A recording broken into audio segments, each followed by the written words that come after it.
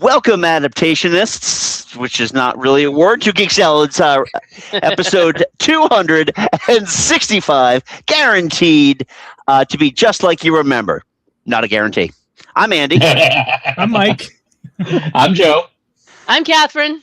And tonight we are talking all about adaptations from movies and TV and video games that completely missed the mark. You went to play darts with your friends, but you decided to tie on a couple beforehand, and look where we're at now. So, yeah. So, we're going to be talking about that. I'm currently on our social media pages right now, just putting a link in there. So if you are a regular listener, if you just got something here saying, oh, by the way, Geek Salad is broadcasting, come join us in the chat. We want to know what adaptations you feel also missed the mark. I thought this was a fun topic. Joe, you were the one who brought this up, actually. Yes, because I have thoughts. God damn it. Oh, I'm a man. I have thoughts. I have feelings. I have dreams. You selfish sons of bitches. You took my dreams away from me. Anyway, yeah. So we are going to be talking all about all that fun stuff. And you know what? I think I would honestly be remiss if, Joe, you didn't kick us off. This was your idea, so I'd love to know all right, what is the genesis? Oh, it's fun. It's a couple of things, but the one that really got me, that just kind of just twisted my craw, was the adaptation of World War Z. Oh. Okay, so a little background. World War Z is a novel written by the son of Mel Brooks, Max Brooks. Yep. And I read it shortly after it came out. I read it around 2000, 2011. Mm-hmm. And by then, honestly, I was kind of really tired of the zombie genre. Yeah. Because you started seeing it everywhere in video games. Every video game, no matter how quote unquote realistic its premise, had to have a zombie, like DLC or something like that. And it's just like, it was just getting so overplayed and stuff like that. And I'm like, oh, okay. But I picked up this book just, on a lark, and I'm like, okay, well, we'll see if this changes anything. And it did. And the reason it did is because the full title is World War Z, An Oral History of the Zombie War. And it's written as a kind of a report of what occurred during this war. So when I'm reading it, in my mind, I'm playing it as a Ken Burns documentary. Mm-hmm. Or a Civil War documentary. My dearest Mildred, it was a rough day on the front today, kind of thing.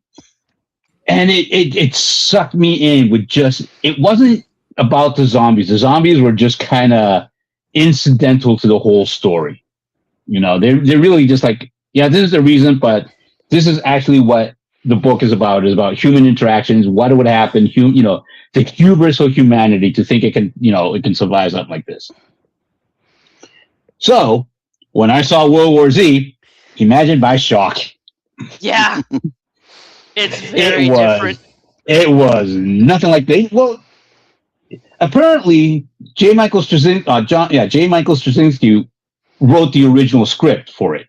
Okay. And apparently it got leaked and back around when the movie was in development, and the buzz around it was stupendous. They said that the script was going to rewrite the entire zombie genre and would make what they essentially thought was an impossible to adapt book adaptable. Okay. Well, the script that finally came out wasn't the one that J. Michael Straczynski wrote. And I've tried to find a copy. I've tried to find a copy of it, and I cannot find it anywhere. What JMS wrote. And if anybody knows who J. Michael Straczynski is, he is the creator of Babylon 5. Babylon 5. Yeah. And he wrote some of the best Spider-Man comics from the early 2000s. So yeah, but what they did is they turned what could have been a very engrossing kind of story into just another zombie action movie. Yeah. With the beautiful leading man who can do no wrong. You know, the only tangential kind of connection it has to the book is that, yeah, he works for the UN. All right. Yep. You know, but and yeah, that's he it. he travels around witnessing everything. And I haven't read the book, but I listened to the audiobook, which is a full cast audiobook. Oh, I heard the audiobook was supposed to be stupendous. It's fantastic. I haven't listened to it recently, but you have Mark Hamill as the soldier guy character. Oh. And he does a great job. Simon Pegg is in it and stuff, and I'm like, oh, I want to download it and start listening to it. Nice. But yeah, it's like I think I listened to that one like as an audiobook through my library. And the thing is that, you know, like I said, I had a vision of when I was reading the book, I had a vision of what it could be and what the potential for it was. And it definitely would have been better served as a television series than a movie. You know, or a miniseries. There are a lot of books like that. Yeah, there's a lot of books like that. Yeah, and I think today that would be something that could happen. You know, they're more open to TV series now. The problem is this book was essentially The Walking Dead before The Walking Dead became a thing. Yeah. So and I think to myself, well, in the day of, you know, modern day prestige television, somebody with enough, you know, talent could probably pull it off. But it's always going to be, just because of the basis of the story, what the story deals with and what the book deals with, it's going to get compared to The Walking Dead, you know? Yeah, to the Walking Dead and The Last of Us. And The Last of Us, and, you know, to a certain extent, 28 Days Later, and, you know, the 28 Days movies. Yeah. Yep. Which, by the way, are not about Sandra Bullock going to rehab, by the way, just so you're aware. Yeah, you know, that's 28 Days. 28 Days Later is something different. And that's not technically zombies, that's a range virus, but yeah. Yeah. And so, Joe, let me ask you the question that always drives me nuts about zombie movies. Do they actually use the term zombie in it? I don't remember it. I can't remember just because it's just like, and it's kind of one of the things, like, you know, they made the song in the book. The zombies are scary. Okay. Right. Yeah. But like, people go to frozen places because they can't really move where it's super cold. Mm. Right. But the thing is, then they suffer the consequences of going to someplace cold because they didn't prepare for it. They think, you know, it's just like. But in the books, they were scary. But in the movies, they made them unrealistic. You know? Yeah. Like in the book, there's still the kind of shambling, kind of, you know, there's no rhyme or reason to what they do. In the movie, they gave them sort of like being able to coordinate, and they're fast, and it's just like, they just turned it into a generic action movie, which there was so much missed potential. And again, because of all the media that's come afterwards, I don't know that anything would be able to do it to the book true justice. And the movie, by the way, it barely broke even. It made like $550 million, but the budget was so high that that huge box office didn't do anything. Well, it was in development hell for a long time. Yeah. You know, and Brad Pitt wasn't even supposed to star in it originally. His production company just wanted it, but he wasn't going to star in it. And then they somehow talked him into doing it. Yeah. So. Last act of a desperate studio. Yeah, basically. I mean, yeah. It's a shame too, because, like, you know, there's plenty of books that are it's impossible to film. The Lord of the Rings movies. You know, Mike and I talked about the other day, LA Confidential. LA Confidential is, if you've ever read the book, it's impossible to adapt in that to the text, but they found a way to do it. Right, and that's the thing. Well, that's the thing. It's like this book isn't impossible to adapt. They just adapted it wrong, in my view. You know, kind of. You know, the only thing it shares with the book is the title. Mm. I know for the longest time, The Princess Bride was considered impossible to film. Yeah, yet they did it. Mm-hmm. Excellent. You don't hear anybody complaining about that movie. Yeah, well, they got William Goldman. Yeah, William Goldman knows how to adapt his work for the screen. Yeah. Yeah. And so So why did that's Kelly one Max of the Brooks, reasons. I wonder. What was that? Well, I wonder why they didn't call Max Brooks to help adapt his book for the screen. Well, who knows? That's an interesting question. You think the son of Mel Brooks and Anne Bancroft might have some knowledge on how to work the, write a script. Well, it's not like it's the first screenplay that William Goldman wrote based on one of his books. You know, he did Butch Cassidy and the Sundance Kid kind of knocked it out of the park. Yeah. No, he's done several. So, well, Joe, thanks for starting us up. You know what? Mike has been really quiet during this conversation on World War Z. I'd like to hear from Mike. Which one of your adaptations? Well, I will start with one that I was so excited for. I saw it in theaters, and it took all my willpower to not run out and start ripping the seats apart. That was Dragon Ball Evolution. Talk about something that's will be near impossible to adapt. Oh yeah, something that absolutely killed any plans on adapting anime for the big screen for a long time. Yeah. And fortunately, we got One Piece now, which is fantastic. But Dragon Ball Evolution, not so fantastic. I mean, that movie killed some careers too, didn't it? Oh yeah. I mean, first off, did any of them actually ever watch a single episode of Dragon Ball? Because I mean, they took Goku, and first off, they cast Justin Chatwin as him, not any kind of Asian guy. They made him a little white boy, and they made him a high school student. Yeah. Yeah. I mean, Goku's son in Dragon Ball Z went to high school. Goku never went to school. He was a little toddler. Like he was probably like 10 years older. So when he went on his big adventure, and here they aged him up to like 18 because they can't have a little kid doing all this, I guess, or whatever. I mean, it gets some of like the points of the anime, but none of it really kind of shows any kind of love for the original. It's like you took the script based on the original one, but you never used any of the like feelings or emotions or heart of the original series, and so it just ended up being just this paint by number adventure thing. action adventure thing with, they just hope if they slap the Dragon Ball name on it, it's going to print money. Not really. Yeah. And Goku just couldn't stop eating and eating and eating.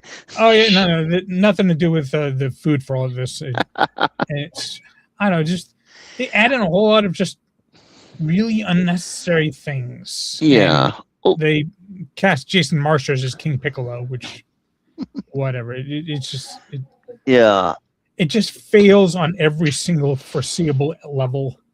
Especially for someone like me that actually enjoyed Dragon Ball Z for what it was.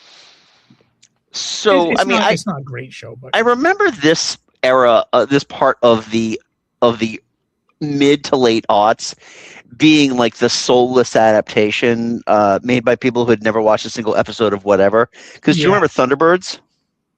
Oh God, yes. Yeah. Directed by William Frakes, actually. I know. You had that. You had even Avatar: The Last Airbender. Oh yeah. Oh, Because no one could 2010, tell, yeah. at the time, no one could tell. Shyamalan. Shyamalan Ding Dong. No, you know that doesn't make sense. Yeah, I'm Shyamalan Ding Dong. I can do all this. Okay, whatever.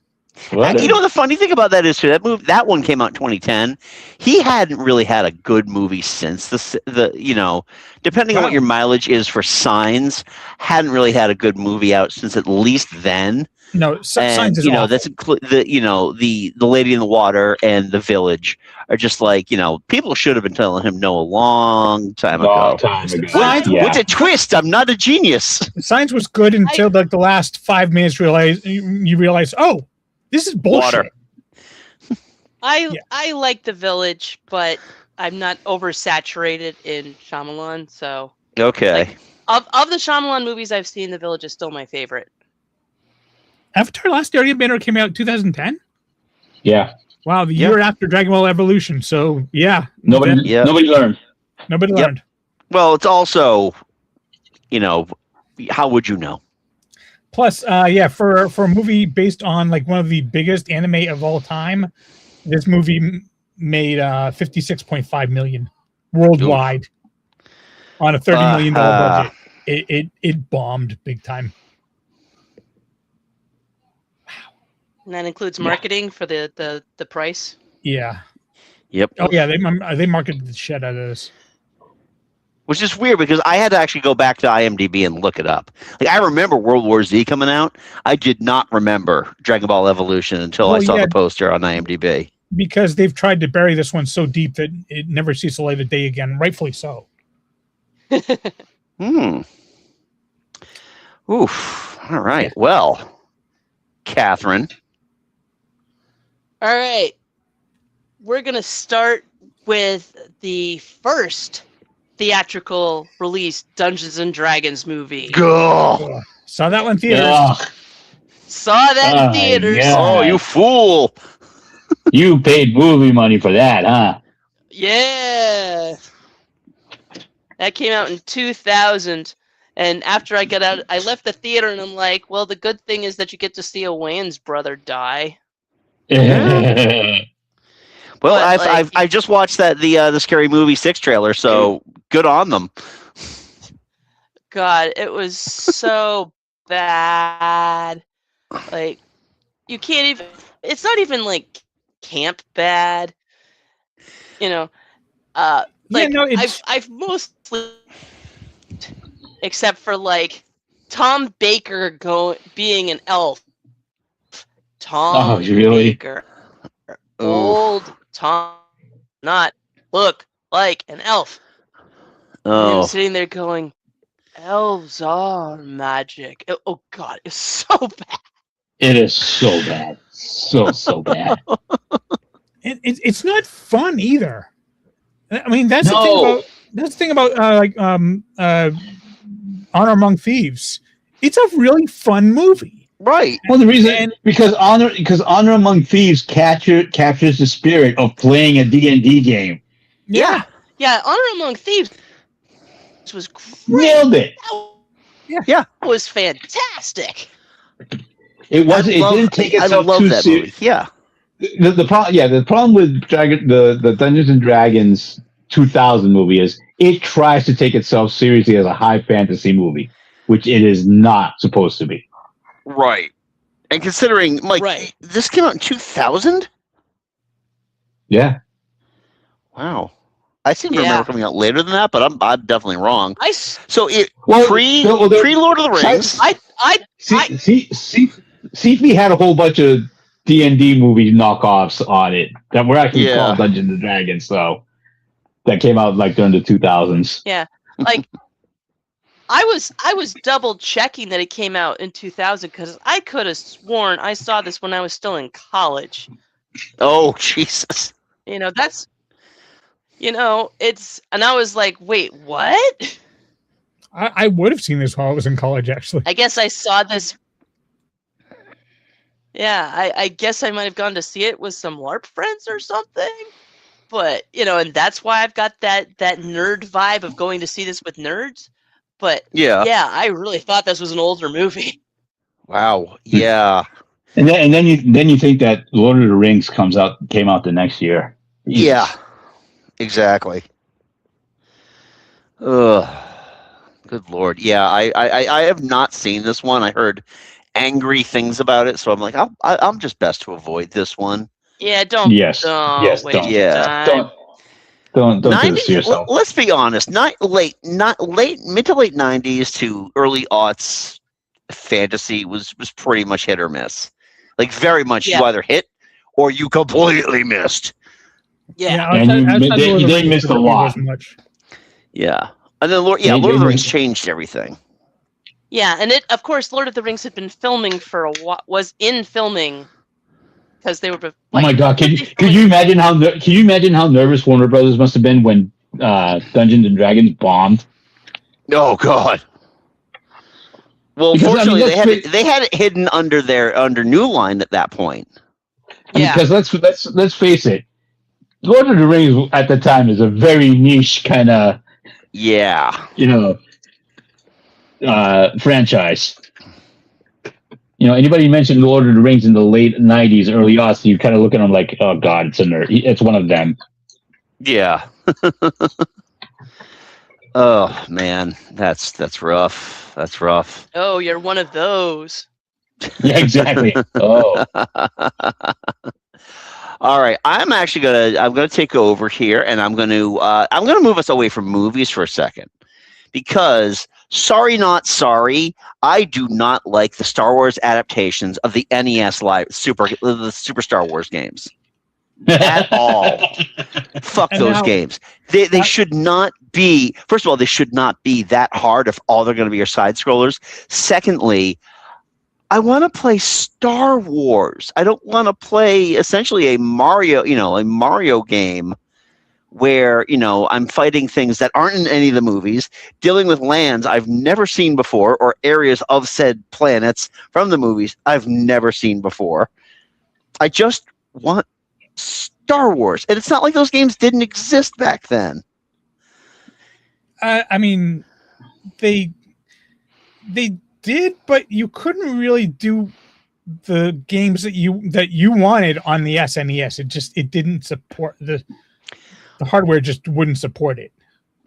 Oh, well, yeah, because I'm thinking of like the Star Wars trilogy game that came out for Sega. That was like the arcade trilogy. Yeah.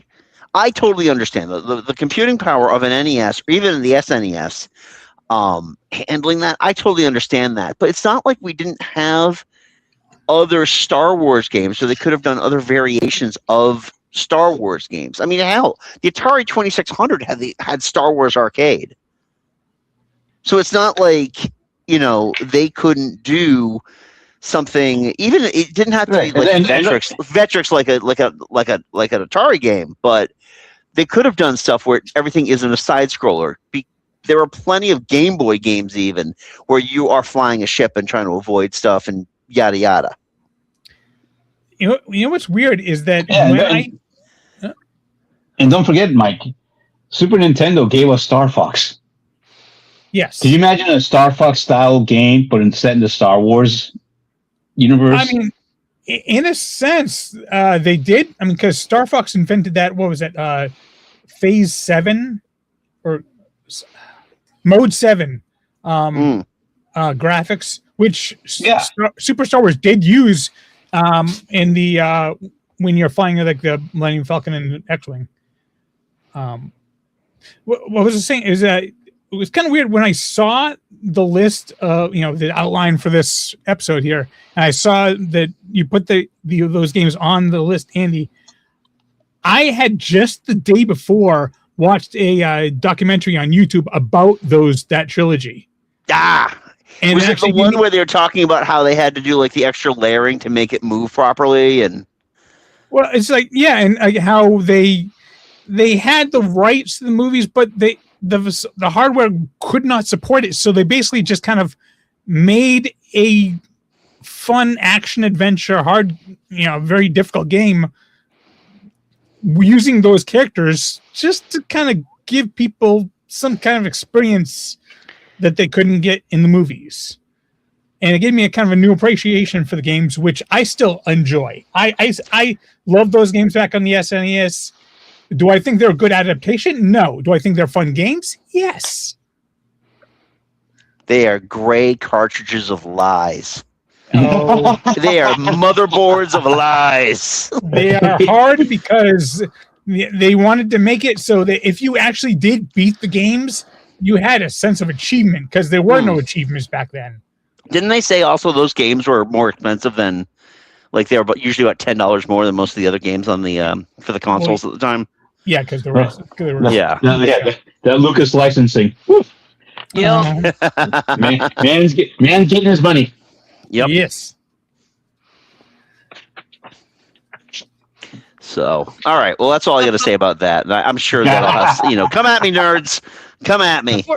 Before we move on, I want to throw another licensed property title on the NES bus of pain. All right. When I was talking with my husband this evening as I was getting ready for the show, he also listed the Simpsons NES games. Oh. Ooh. Oof. Oof. Oh my God. Yeah, for me, the Sims, outside of like Krusty's Funhouse game, you didn't have a good one until like maybe Simpsons Simpsons the game, or maybe what was that Grand Theft Auto one? No, it was it was modeled off a Crazy Taxi for the Sega Dreamcast. Yeah. It was a Dreamcast launch game. What was it called? I gotta look. Yeah, but Catherine, I agree with you on the Simpsons end of the NES games because it came out so early in the Simpsons like evolution. It's almost like there's this parallel universe of Bartman and Smithers being a major villain and all this weird shit. Well, you're not agreeing. You're not agreeing with me. You're agreeing with my husband because I have no idea. Okay. Well, it's funny because I got an emulator. I recently got like a plug-in HDMI emulator, and a bunch of those Simpsons arcade games are on there. And I'm just like trying to explain it to my kids who are massive Simpsons fans. It's like, yeah, no, there was never a season where Bart could fly. That never happened. Oh, I am so glad that we got away from the don't have a cowabunga Bartman, do the Bartman era of the Simpsons, and they decided we should focus on Homer. The Simpsons Hit and Run. Simpsons Hit and Run, yes. It's funny because I can see the box art very clearly, but I couldn't remember the name of the game. Simpsons Hit and Run was a good one, and the Simpsons game is just called the Simpsons game. It's for like Xbox 360 and PS3. That was a really fun one too. But beyond that, not. Yeah. They're very, very weak. So, anywho. All right. Joe, back to you. All right. My next one, and I think Mike will agree with me on this one, is the 2021 Netflix live action adaptation of Cowboy Bebop. Yeah. I was excited for it until I heard the first reviews. I'm like, you know what? Maybe I won't watch it after all. Well, Cowboy Bebop is like one of the seminal animes of the late 90s, early 2000s. Yeah. And all original story, which is unheard of nowadays because most anime right now is based on a manga or some other property. And I was excited when they announced the casting, especially of John Cho as Spike. And but it was I couldn't make it beyond the first 3 episodes. I was like, oh, this is so sad. And I honestly thought, okay, this is the end of Western adaptations of any Japanese media because holy shit, that was bad.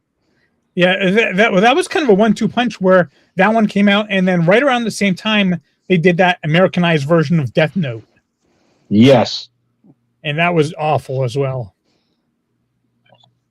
So it's hard to put into words what a disappointment it is. Because there was a lot of excitement around it, too, I remember.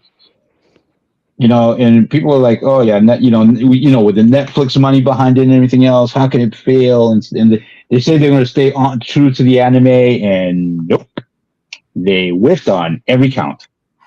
Yeah. I wait. I heard that the soundtrack was good. Well, the soundtrack. Well, touche, Catherine. Touche. Thankfully, they did not change the soundtrack. Right? They used the original soundtrack. So that is the same compliment I gave Tron Ares. The movie sucks. The soundtrack is okay. Yeah, what I remember from Jordan talking about it on Knowledge Fight was that they got the same guy to do the soundtrack for the live action that they had for the original, and so it might have been some new stuff, but it was by the same person. Yeah. So that was the good part. It wasn't everything. One part was fine. Okay. Yeah, but honestly, like I said, after that debacle, I thought, well, until I saw One Piece, One Piece, I was like, oh, then no one's ever going to want to touch anime ever again, outside of Japan, because they adapt anime all the time into live action in Japan. Yeah. Oh, not just anime. My husband has found a stage production of Yakuza that he can watch on YouTube. The video game, yes. The video game. He must be so happy. Oh, John regularly sends me images from the live action stage plays of Sailor Moon. Very, very popular. In fact, not too a few years ago, one of them actually toured the U.S. I wonder why it's so popular. Do people like to sit in the front in a very low section? No. It's Sailor Moon is how my girlfriend and I met. So, okay. No. And Sailor Moon is very sapphic, Catherine. Yes, it is actually. Well, unless you consider them cousins, quote unquote. Cousin. Yeah, well, that's if you're watching Toonami, okay? Yeah. Okay. Yeah, two of the main characters were actually in a lesbian relationship, but the dub, because back in the late '90s, early 2000s, they couldn't have that, so they made them cousins, which is so much better, right? Yeah, it works so much better. Yeah. Kissing cousins. Mm-hmm. Yep, exactly. Very literally. It literally takes place in Mississippi.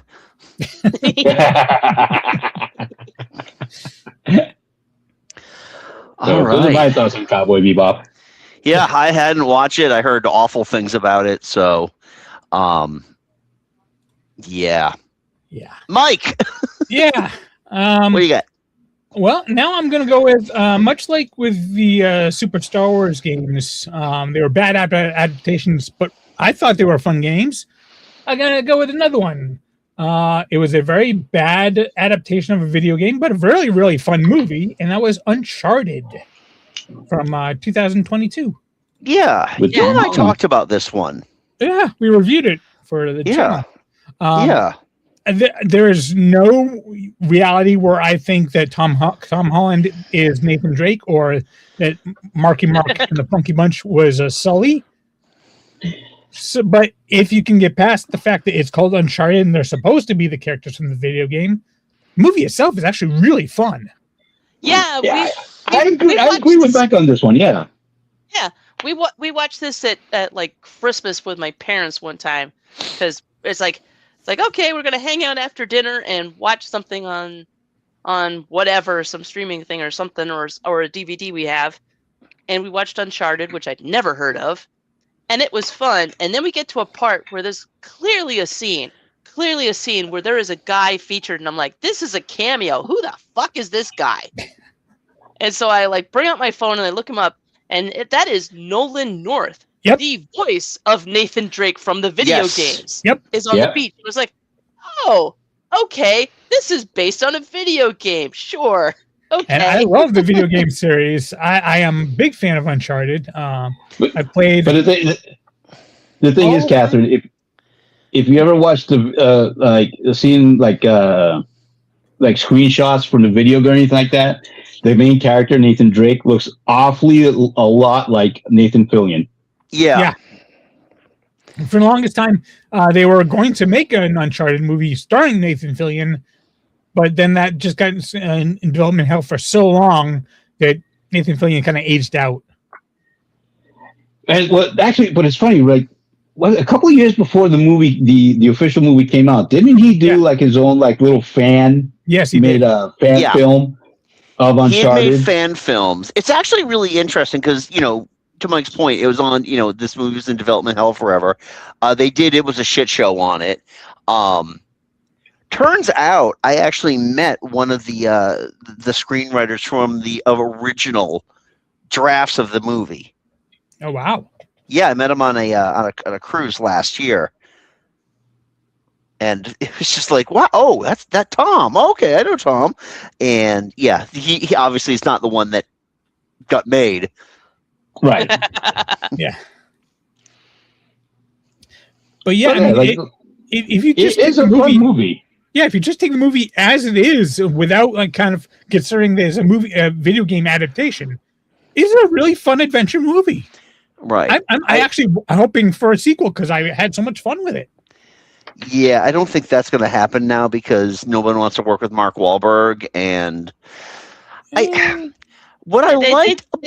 did try to set up a sequel, but yeah. But what I liked about the movie was, to Mike's point, it's a fun action film, very reminiscent of like a modern day Indiana Jones. There are definitely scenes in it you could tell it's based on a video game, like when they're dropping all that cargo out of the plane and he's got to jump from one crate to another. That is so totally part of the games. Yeah. That's a quick time. That's a quick time event in the games. Yeah. But the thing is that fans wanted, they wanted Nathan Drake. They didn't want Nathan Drake the Wonder Years.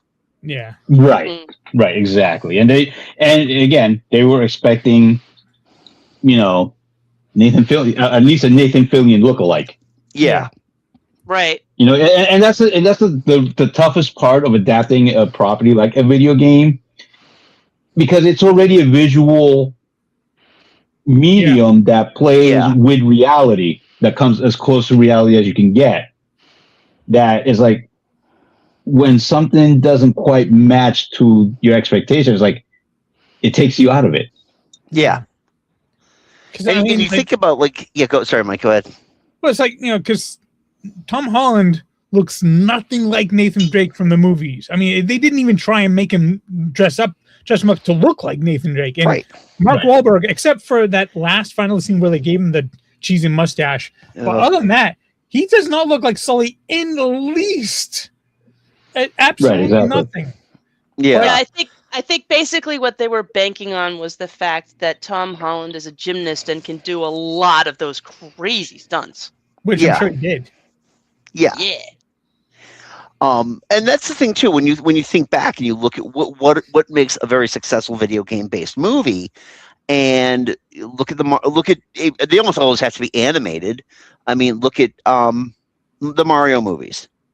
That first movie made bank because it was, first of all, Nintendo had their thumb on that movie. Nothing got past them. Even Sonic, and I know my unpopular opinion is I don't like the Sonic movies at all because I find that the character of Sonic is highly unlikable. They are practically animated movies in and of themselves with their, with all the characters. And, again, I just can't sanction Jim Carrey's buffoonery, but, and I mean, I can't condone his buffoonery, but that's what makes successful video game movies. Yeah, I mean, and speaking of animation, like the Castlevania animated series on Netflix, that is absolutely fantastic.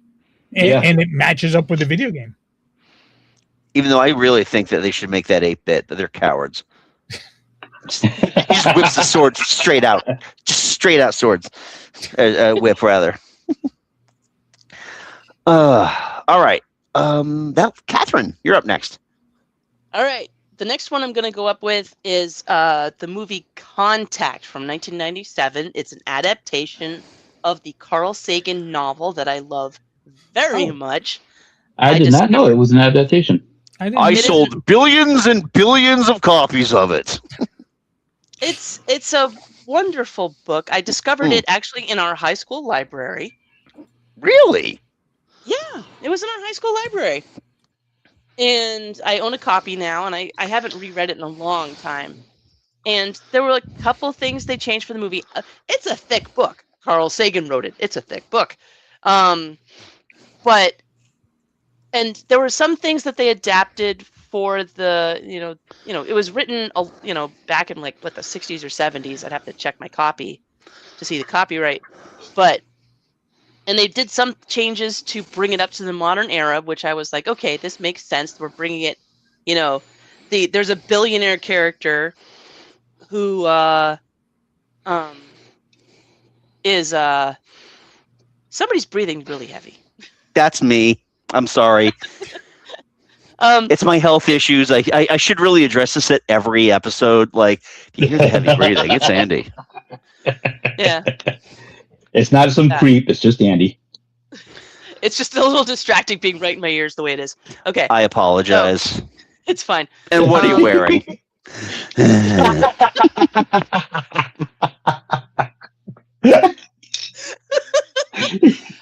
Okay. So reset. Well, I gotta put myself on mute. Good night, everybody. And scene.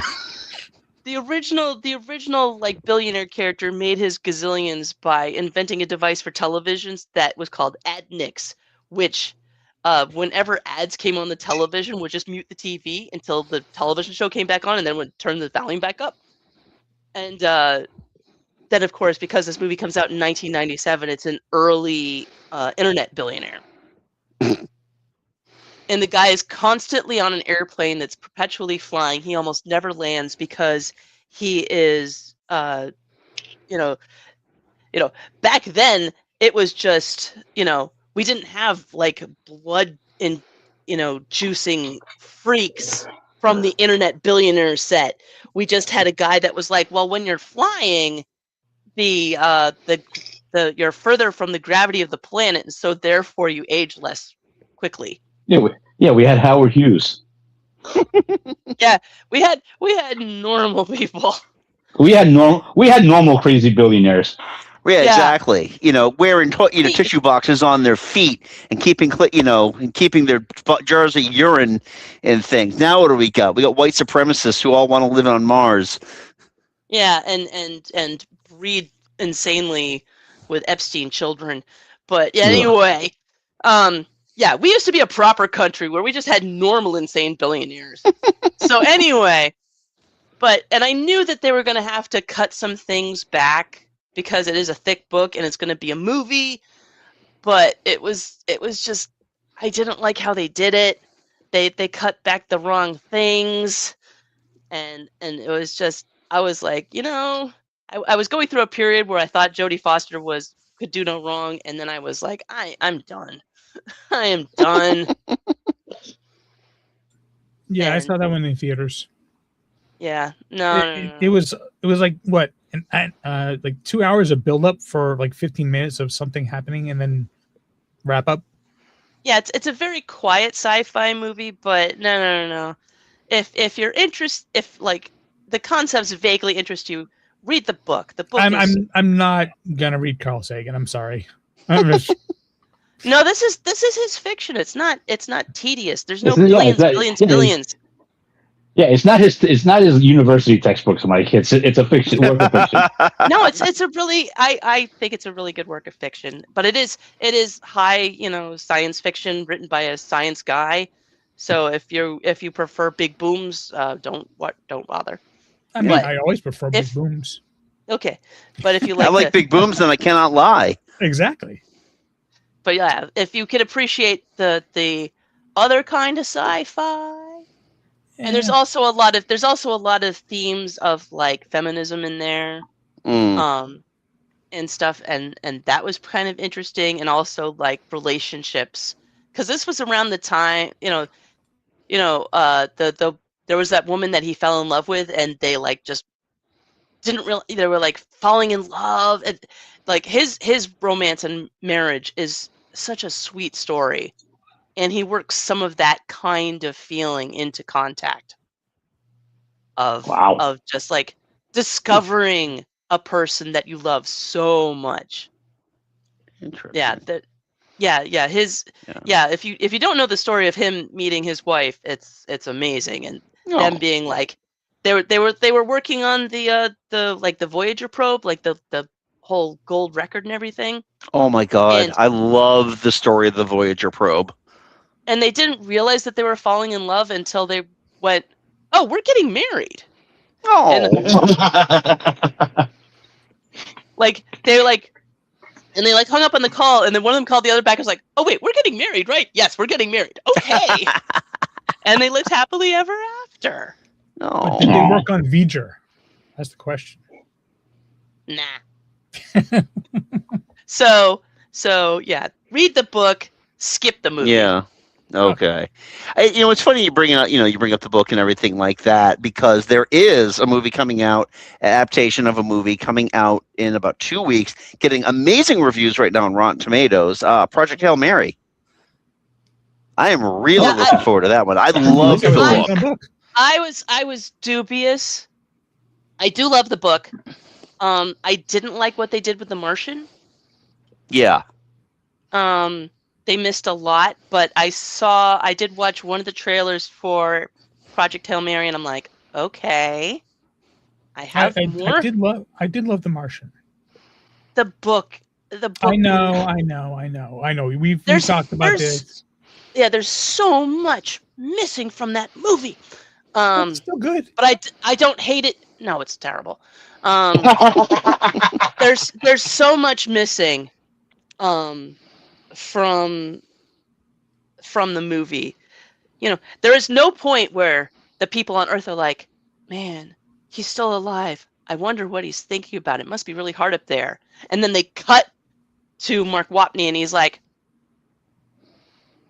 Aquaman can talk to fish, but somehow he can also talk to whales. This makes no sense. And that's not in the movie. They cut all of his internal dialogue from the movie, and that's what makes the book so great. And yeah, well, we're dealing with a completely different creative. Here's the thing: we're dealing with a completely different creative team for Project Hail Mary. It's Lord Miller. Yeah. Also,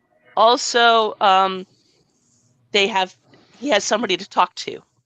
That's true. He's got Rocky to talk to. He's got Rocky to talk to. Yeah, and there's also the disjointed narrative, which I'm really hoping they're keeping in. It looks like they are. Big part of it. That is a huge part of it. So yeah, I am so looking forward to seeing that movie. I'm not sure I'm going to see it in theaters, but I'm going to watch it. Okay, excellent.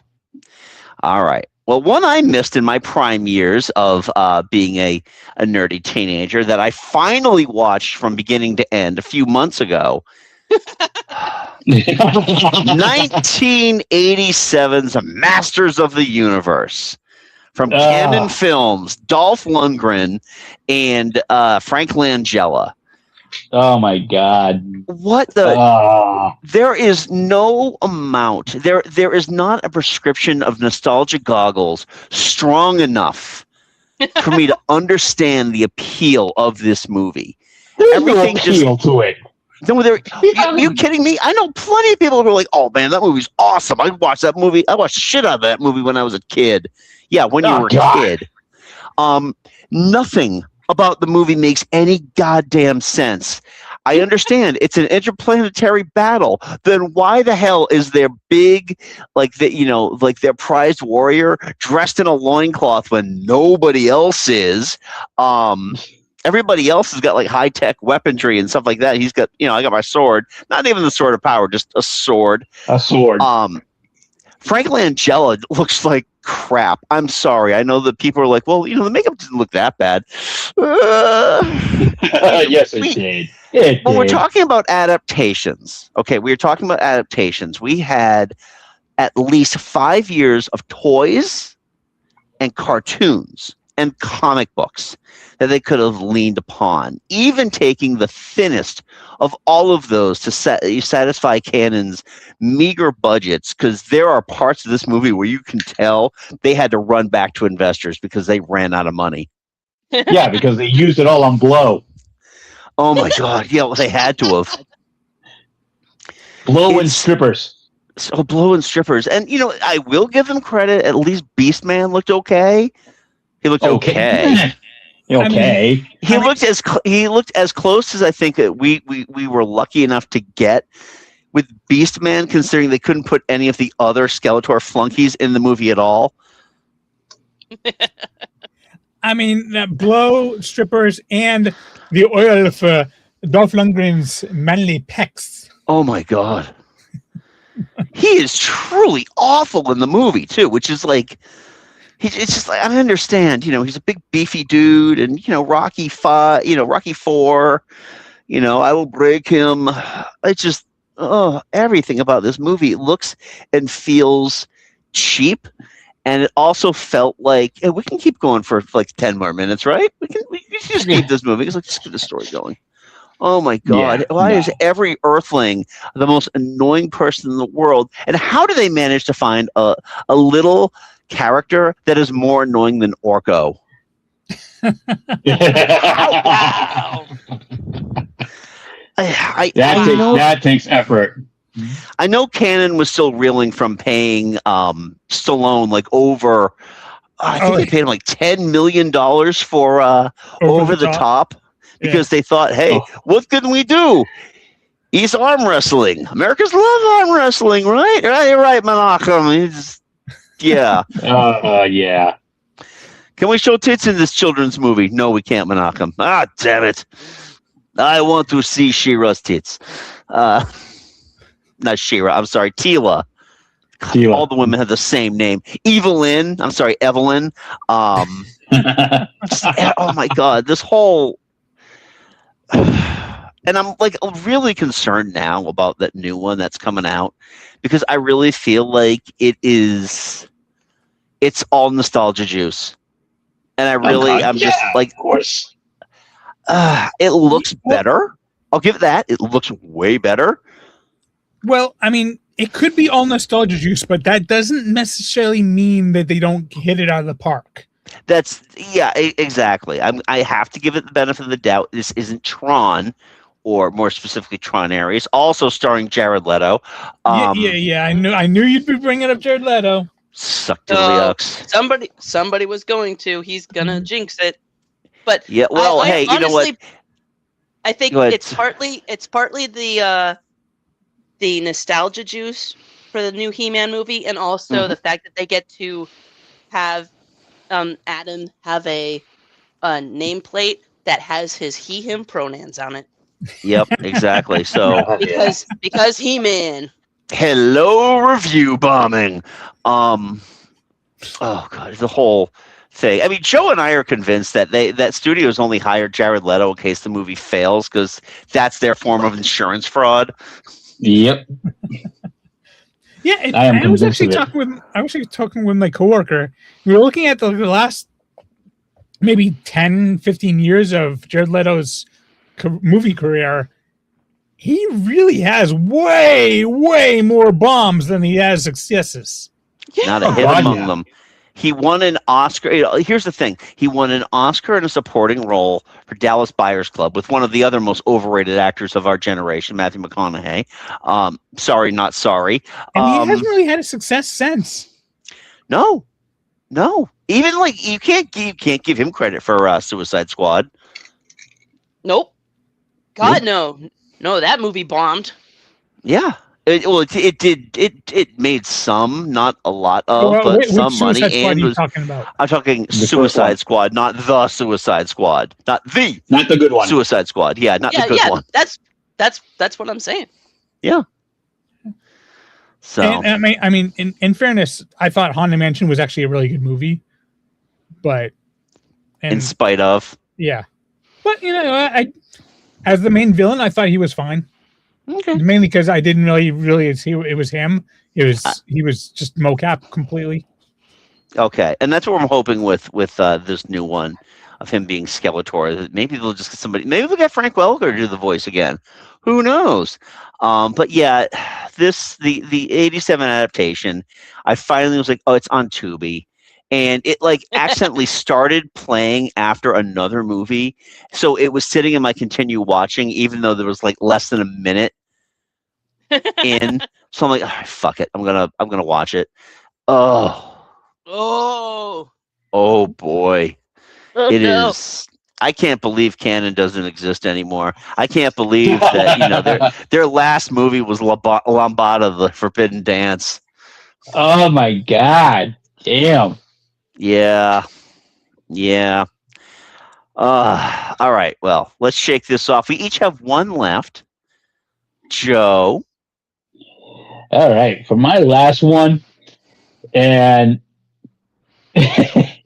this one is infamous in pop culture, and in my view, set the template for why all video game adaptations based on movies are so bad.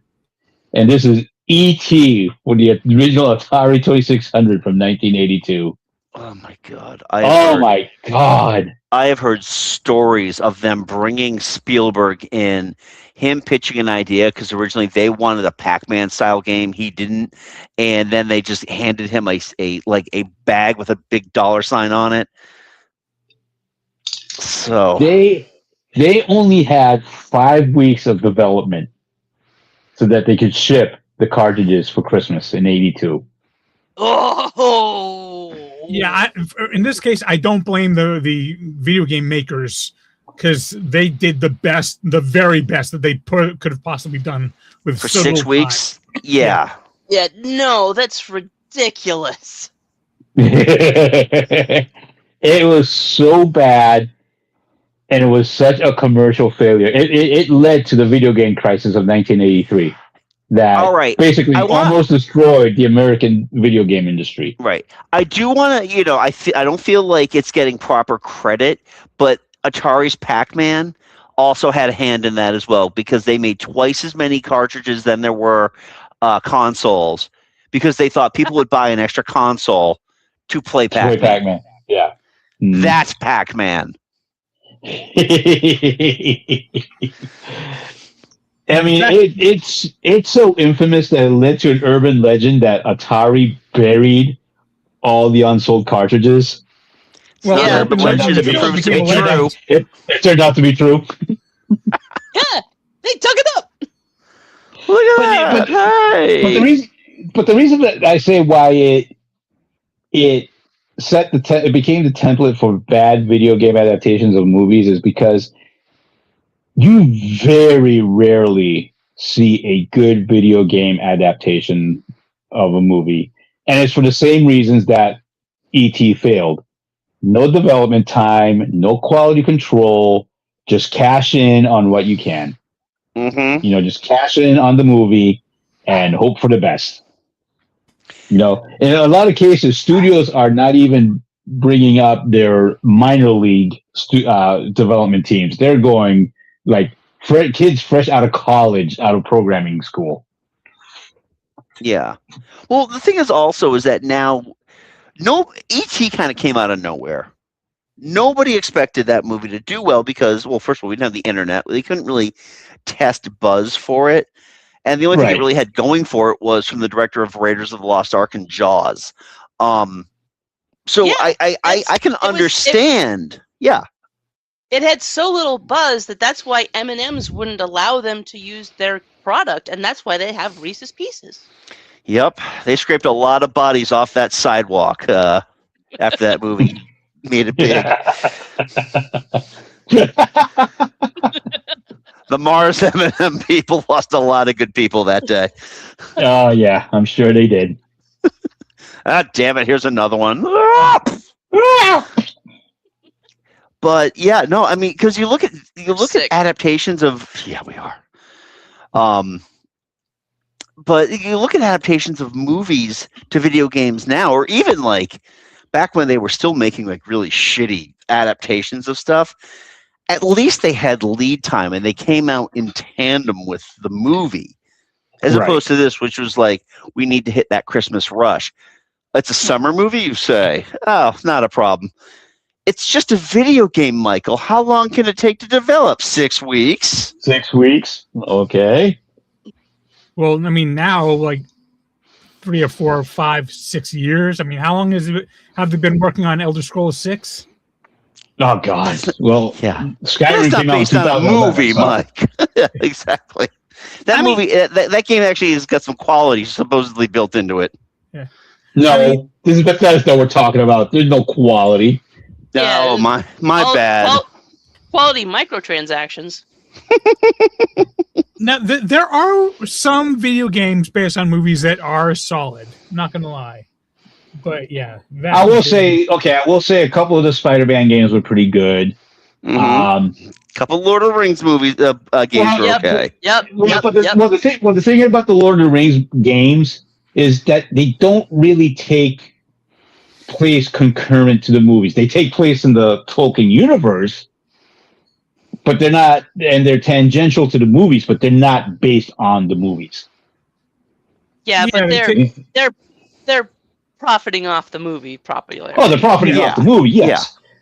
But and even stuff like the Two Towers, the PS2 Two Towers game was a direct. Essentially, it's here are the scenes from the movie. Play them. Yeah, good point. Yeah, but still, E.T. is infamous. Yes. Infamous. That's the kindest way to put it. Yeah, exactly. That means more than famous, right? It's infamous. It's infamous. Yeah, I gotta wonder now. This is a good question, and I don't think we have anybody in our chat right now, but I'm really curious. If you were a video game company and you were releasing a game for a Christmas release that all the children of the world are going to ask for, and then be horrific, so disappointed by it, it scars their childhood, what would that game be? Oh, good question.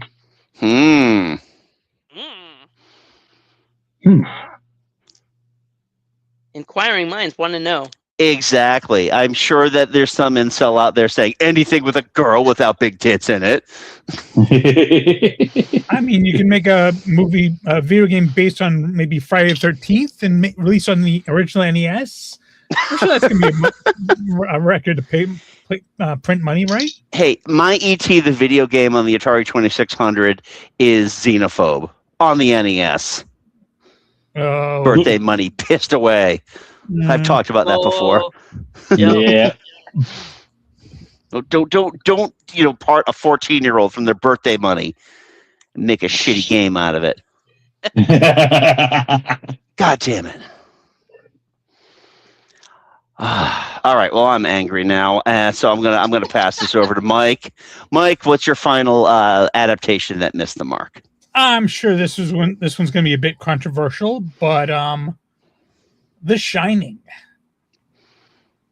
It shouldn't be called the Stephen King's The Shining. It should be called Stanley Kubrick's The Shining because it has the characters from the book, has the setting from the book.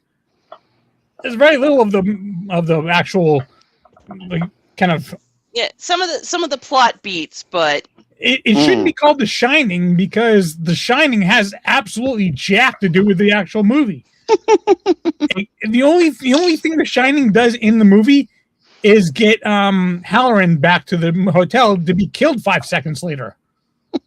Which doesn't happen in the book. No, it doesn't. Nope. And literally the only reason why you would want to get Halloran back there just to be killed was so that Wendy and Danny. Yeah. Wendy and Danny would have a vehicle to get away with. That's the only reason. And other than that, there is no reason to have any. There's literally no supernatural in that movie. It's just the hallucinations that Jack is doing while he's drinking.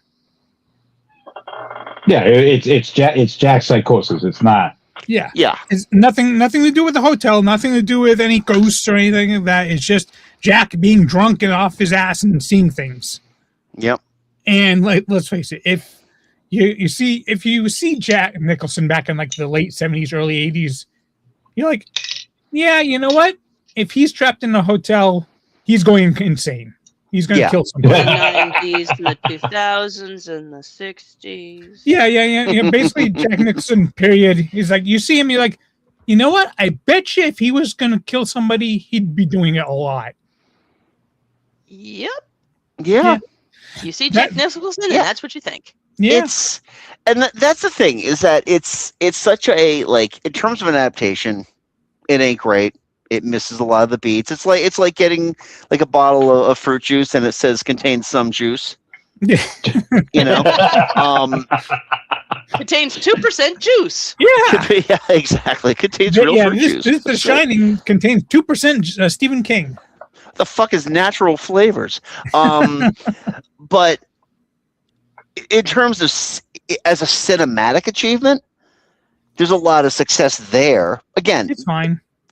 It's a Kubrick movie, so it's you're going to expect some competency as a you're going to get amazing shot composition and him delighting in mentally torturing Shelley Duvall. I was going to say emotionally and mentally harassing Shelley Duvall. Yeah.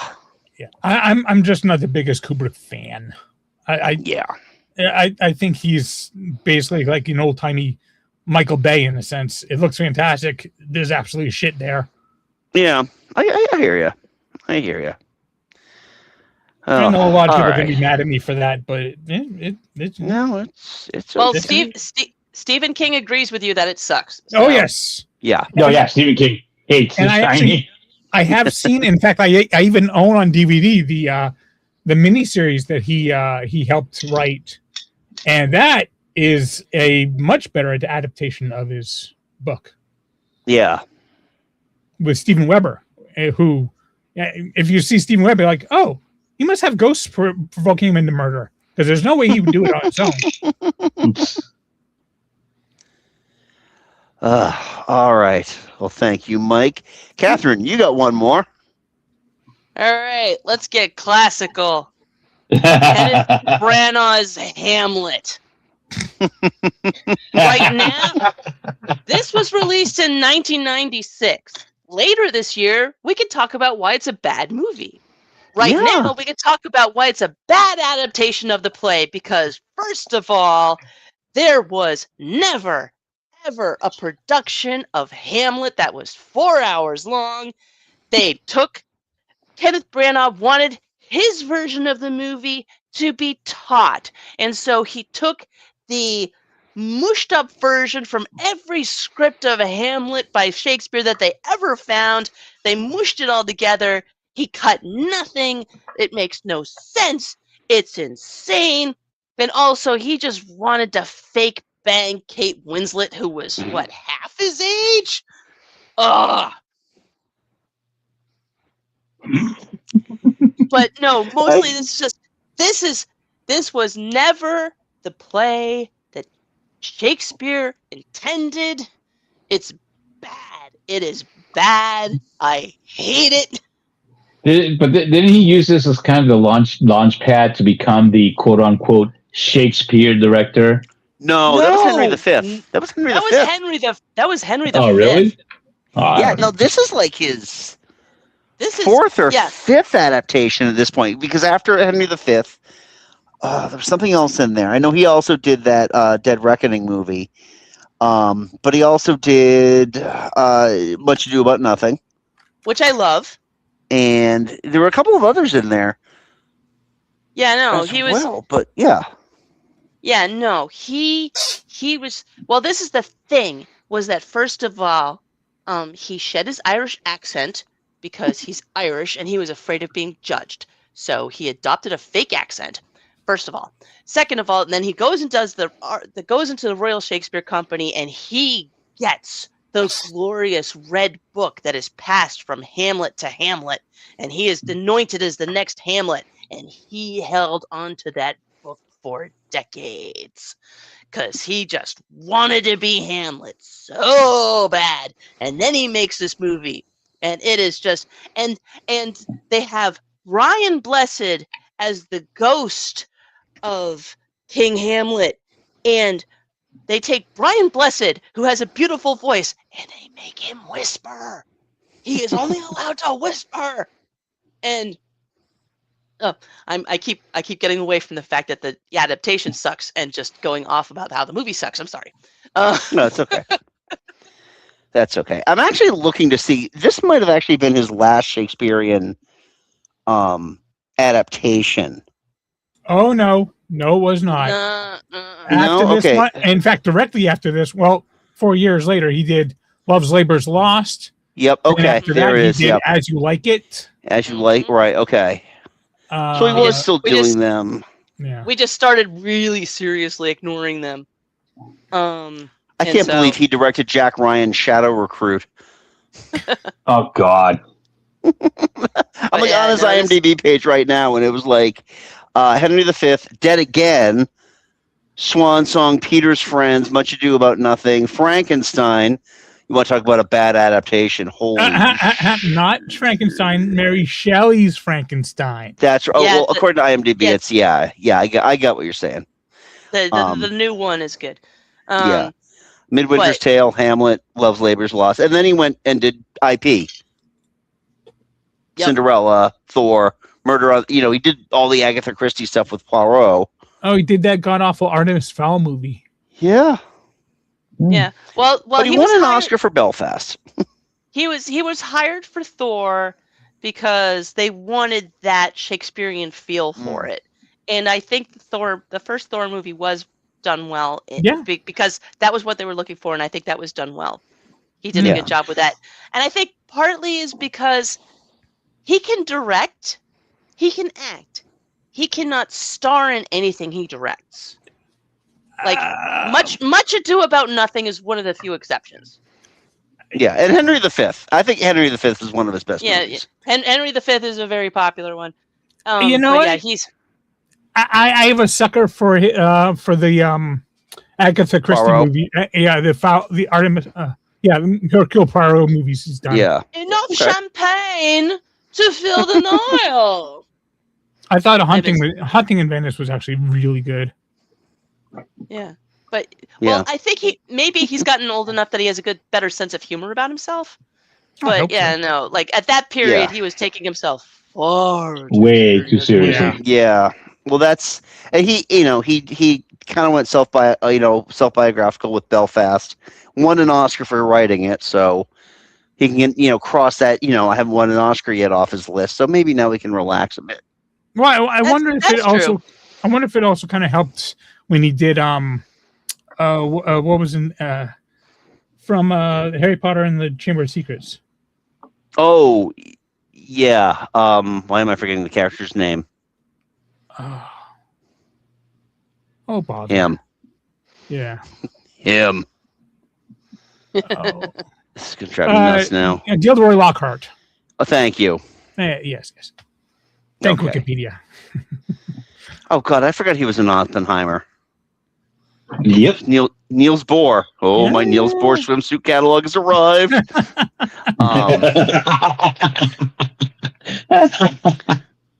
So yeah, I feel your pain with that. Yeah, I curse him for making me prefer the Zeffirelli Hamlet with Mel Gibson and Helena Bonham Carter. Oof. Ouch. And which I also like better than the Laurence Olivier from 1948, which is basically like the opening monologue that they add in was like,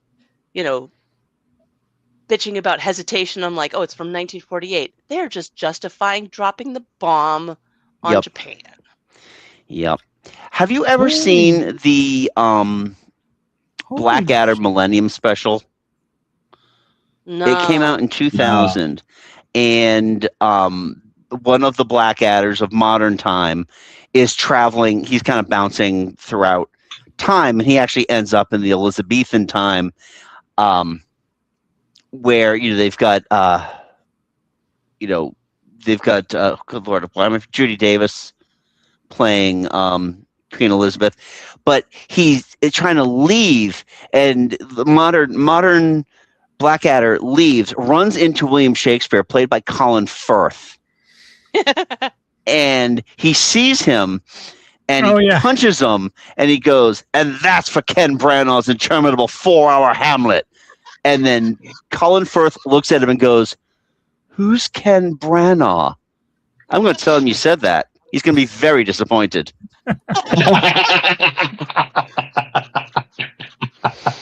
Oh, that's perfect. Oh, I love it. Yeah, try to find that online. Wow, I'm on the Hamlet's Wikipedia page. Yeah, and I didn't think this was real, but apparently it was. They made a spin-off video game based on Hamlet. Oh my God, you got to be kidding me! Really? I wish I was. It says the CD-ROM is divided into 2 parts titled "To Be," in which the players can play as Hamlet in the narrative, and "Not to Be," in which the players can read the texts. Oh God! It's called Hamlet: A Murder Mystery. It's not just Hamlet, a lot of murders. Does everybody die at the end? I don't know. I'm just there's like 2 paragraphs listed on Wikipedia.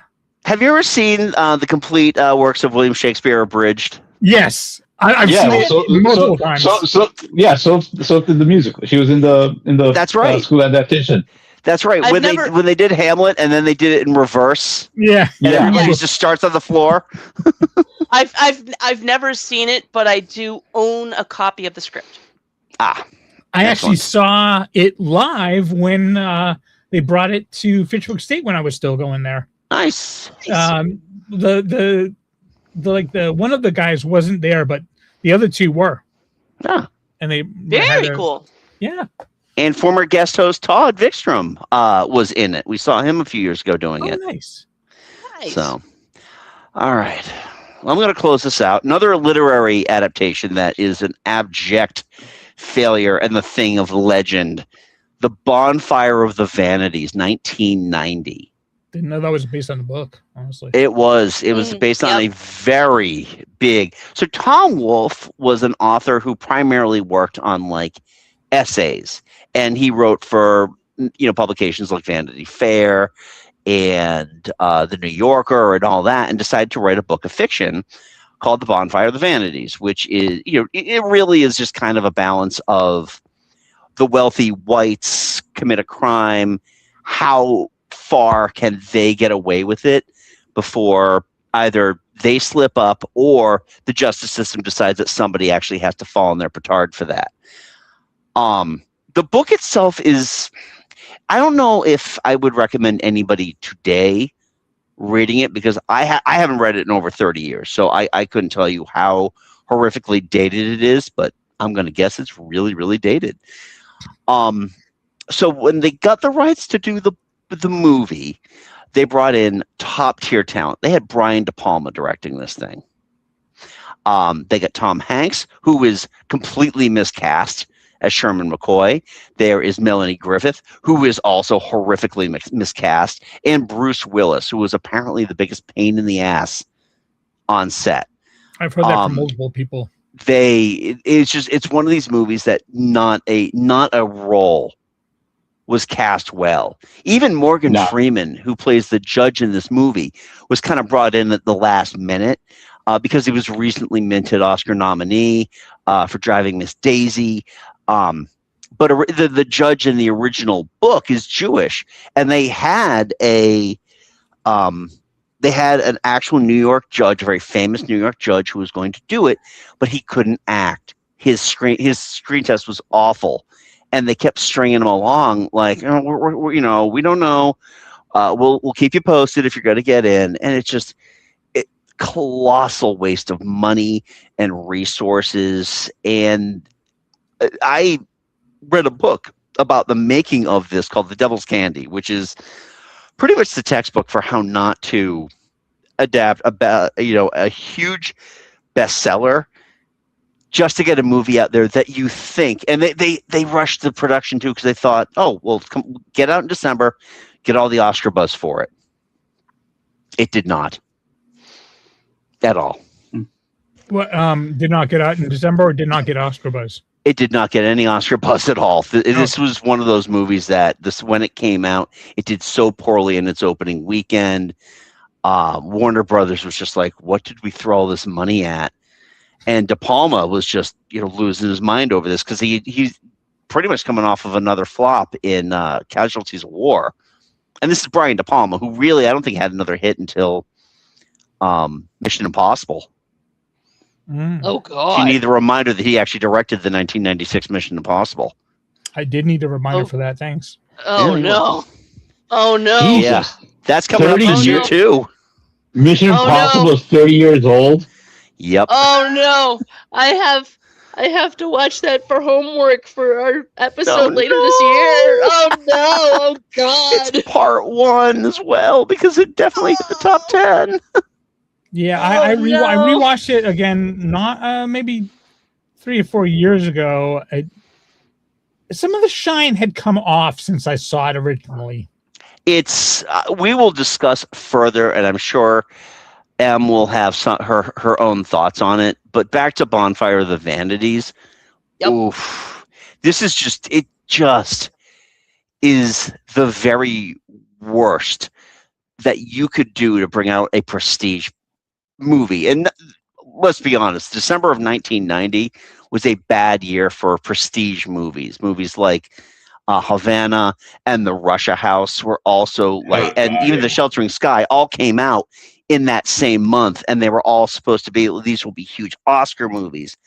And it turns out it ended up being Dances with Wolves, which yeah. You want to talk about another bad adaptation? Oh God, just what I needed, a movie to be longer. But yeah, I watched this recently on YouTube because YouTube does the free movies, and it was very hard to get through.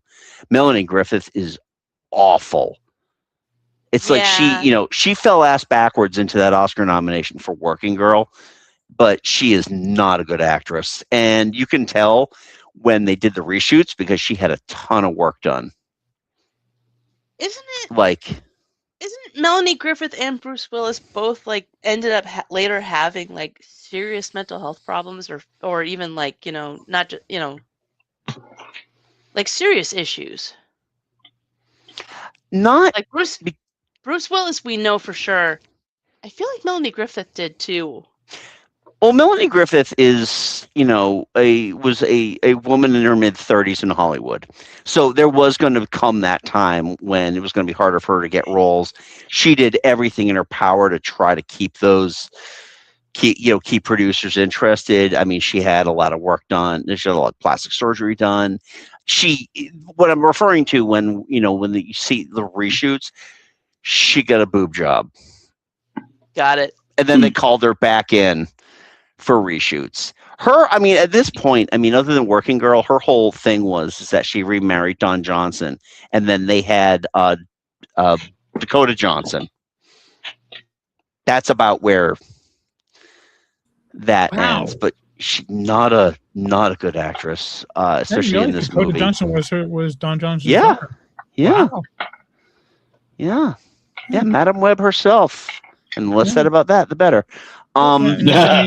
She's fine on her own.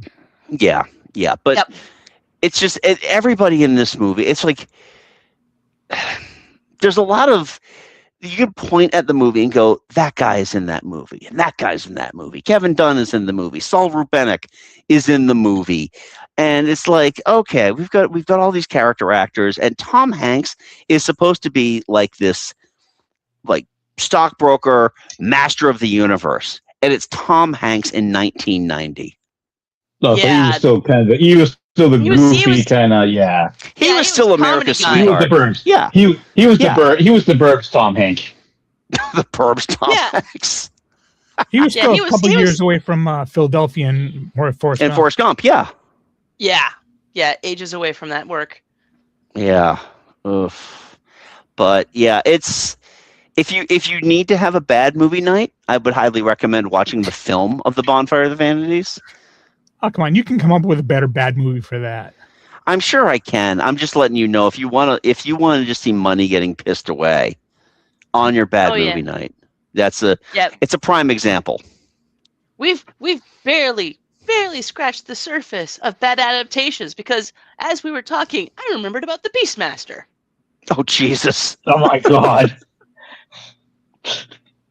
The 1982 film that took the title and a couple concepts from Andre Norton and threw the rest of her book out the window. Hey, but because of that, with back in the 80s, that's what we all thought HBO stood for. Hey, Beastmaster's on. Yeah, pretty much. Yeah, did watch it a lot of times, and then my mom was like, "Hello, here is my massive library of Andre Norton novels." Yeah, no, you knew you were going into a house with money if Beastmaster was on the TV. Yep, you knew they had HBO. You have discerning tastes, good sir.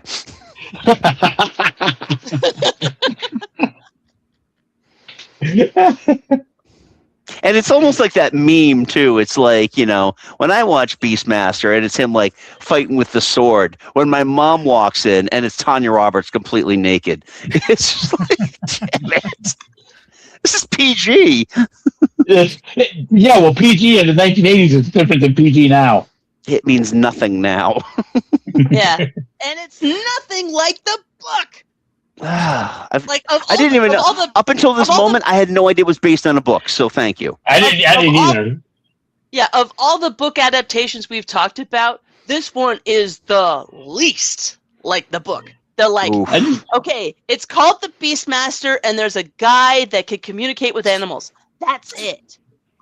It's a sci-fi novel. Andre Norton wrote sci-fi, and speculative fiction. Everything in this movie is sword and sorcery, fantasy. God, I want that Conan money. Yeah, well, that's what I thought. Again, not knowing that it was an adaptation, I thought, oh, this is a nice this is kind of a funny, cheesy, Conan ripoff. Yeah, which is crazy because Conan came out the same year. There's no way they could have copied Conan. Well, they it's one of those things where they know that everybody's shopping around some, they see a script that gets snapped up and they're like, oh, what's being shopped around that's like this? Like the year that Dante's Inferno and Volcano came out. Dante and Volcano came out the same year. Yep, yeah, exactly. It's just somebody sees something coming up and they're like, we need that, because it takes long enough to produce something and people know what's going on around them that they're like, we need some of that.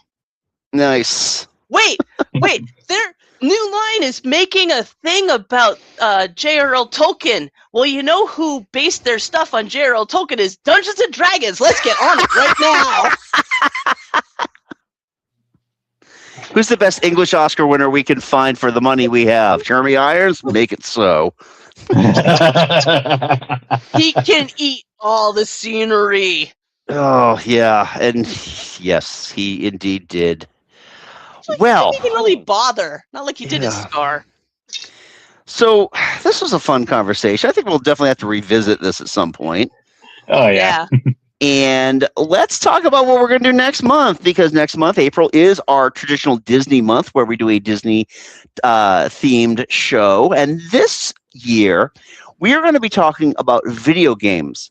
So kind of still on the adaptation role here, both good and bad, based on Disney proper property, not Marvel, not Star Wars, not Muppets. Those can be like, those always like, I bring up Disney and somebody brings up Star Wars. It's like, I'd rather just talk about Star Wars on its own. Stop bleeding into Disney. But we're going to talk a little bit about Disney video games. So think about like any of your favorite animated movies that ended up with a video game tie-in for whatever reason, or part of your Disney afternoon. There were definitely video games made there. Square Enix, I believe, made a series of games.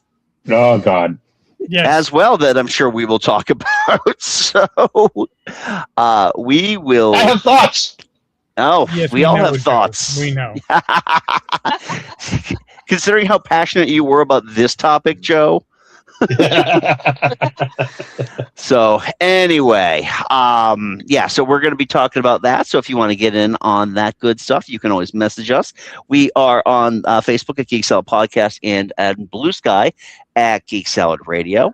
If you like what you hear here, and we didn't have anybody in the live feed tonight, so the pro version will be out in a few weeks. You can check that out, not only wherever you get your podcasts, where you're listening to us right now, but also on our YouTube channel. That is also the place where Mike and I host weekly retro movie reviews where we talk about stuff. We are finishing up our talk of Oscar Best Picture Also Rans, which is going to be interesting, and I hope ages terribly for the one we have up this week. But we'll talk about that later. And so you got all that. I went over the social medias. We did all that. Boom, bada, boom, bada, boom. Yeah. So anyway, folks, thank you so much for listening. Until next time, I'm Andy. I'm Mike. I'm Joe. I'm Catherine. Go forth and be nerdful. We'll talk to you later. Bye-bye. Bye. Bye. Bye.